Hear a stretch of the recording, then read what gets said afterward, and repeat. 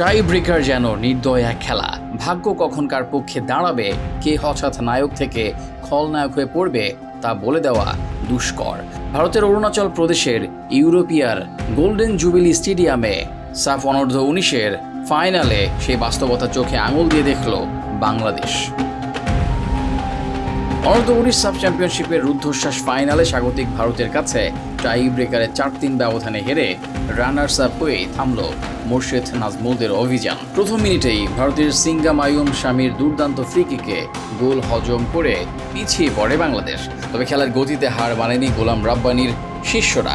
প্রথমার্ধের শেষ দিকে বিতর্কিত এক সিদ্ধান্তে গোল বঞ্চিত হয় বাংলাদেশ। 42 মিনিটে মিঠুর হেড পোস্টে লেগে ফিরতি বল জালে পাঠান রিফাত কাজী, কিন্তু রেফারি সেই গোল বাতিল করেন ফাউলের অভিযোগে, যদিও তেমন স্পষ্ট কোনো ফাউলের চিহ্ন ছিল না।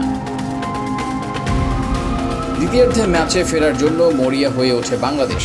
60 মিনিটে বদলি হিসেবে নামা জয় আহমেদ জটলার মধ্যে থেকে দুর্দান্ত এক শটে ম্যাচে সমতা ফেরান। ভারতের হয়ে এটা ছিল পুরো টুর্নামেন্টে প্রথম হজম করা গোল। টাইব্রেকারের শুরুটা ছিল বাংলাদেশের পক্ষে। ভারতের দ্বিতীয় শুটার রোহিন সিংয়ের শট ফিরিয়ে দেন গোলকিপার ইসমাইল হোসেন। উজ্জ্বল হয়ে ওঠে আশার আলো, কিন্তু শেষ দুটি শটে সালাউদ্দিন ও অধিনায়ক নাজমুল হুদা ব্যর্থ হলে সেই আলো নিভে যায়।